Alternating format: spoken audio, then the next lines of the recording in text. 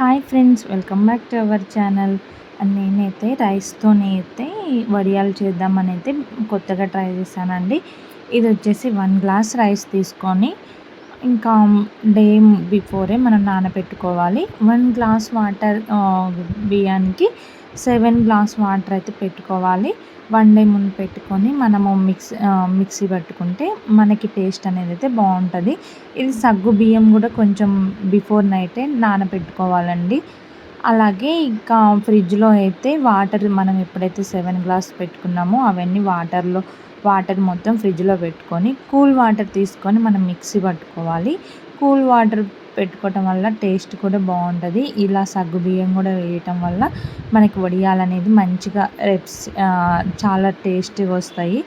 ఇంకా అవి అంతా మిక్సీ పట్టుకున్న తర్వాత నేను వచ్చేసి ఫస్ట్ అయితే వాటర్ ఆ 7 గ్లాస్లో నుంచి మనం వాటర్ తీసినాం కదా ఒక గ్లాస్, ఆ 6 గ్లాస్తోనైతే నేను అవి మరిగించడం మొదలుపెట్టినాక అందులో కొంచెము పచ్చిమిర్చి అండ్ జీలకర్ర సాల్ట్ వేసి కొంచెం సేపు మరిగించిన తర్వాత మిక్సీ పట్టుకున్న పిండి మొత్తం అందులో అయితే వేసుకున్నానండి. స్టవ్ మాత్రం అయితే స్లోగా ఉండాలి. అది ఎందుకంటే మనం పొయ్యంగానే అలా గడ్డలుగా అవుతుంది. సో నేనైతే సిమ్లోనే పెట్టేసి అయితే అది కరిగించడం అయితే అలానే చేశాను. మినిమం ఒక 15 to 20 మినిట్స్ అయితే ఉండాలి. అలా తిప్పుతూనే ఉండాలి. తిప్పుతూనే మనకి గడ్డలు కట్టుకోకుండా ఇలా వస్తుంది. నార్మల్గా వచ్చేసి అయితే మనం సిమ్లో కాకుండా హై ఫ్లేమ్లో పెడితే మొత్తం గడ్డలు అయిపోతుంది.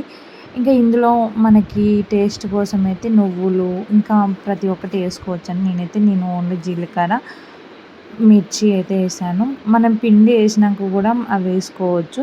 సో మొత్తానికైతే ఇలా దోశ మాదిరి అయితే ఇలా వచ్చింది. నేను పక్కకు దించుకొని ఇంకా అదంతా చల్లారినాక ఒక క్లాత్కి అయితే వేసుకున్నాను. ఇక పిండి వేసుకొని మనమైతే కలపొద్దండి. కలిపితే మనకి ఇలా ఎండలో అయితే మనం పెట్టుకుంటే 1 డే మొత్తం అయితే పెట్టుకోవాలి. 1 డే తర్వాత మనకు వచ్చేసి 1 డే ఇదైతే మార్నింగ్ పెట్టిన నేను సాయంత్రానికి ఇలా అయింది. సో ఇంకా నెక్స్ట్ డే రోజు కూడా 1 డే మొత్తం పెట్టుకుంటే మనకి మంచిగా ఎండుతాయి. ఎండినాక మనం తడి క్లాత్ వాటర్ చల్లుకుంటూ తీసుకోవాలి. ఇవి ఎండితే మంచిగా ఈజీగా వస్తాయి. ఇవైతే సెకండ్ డే అండి. ఫస్ట్ డే అలా ఉంటే ఇది సెకండ్ డే రోజు నేను ఎండలో పెట్టాను.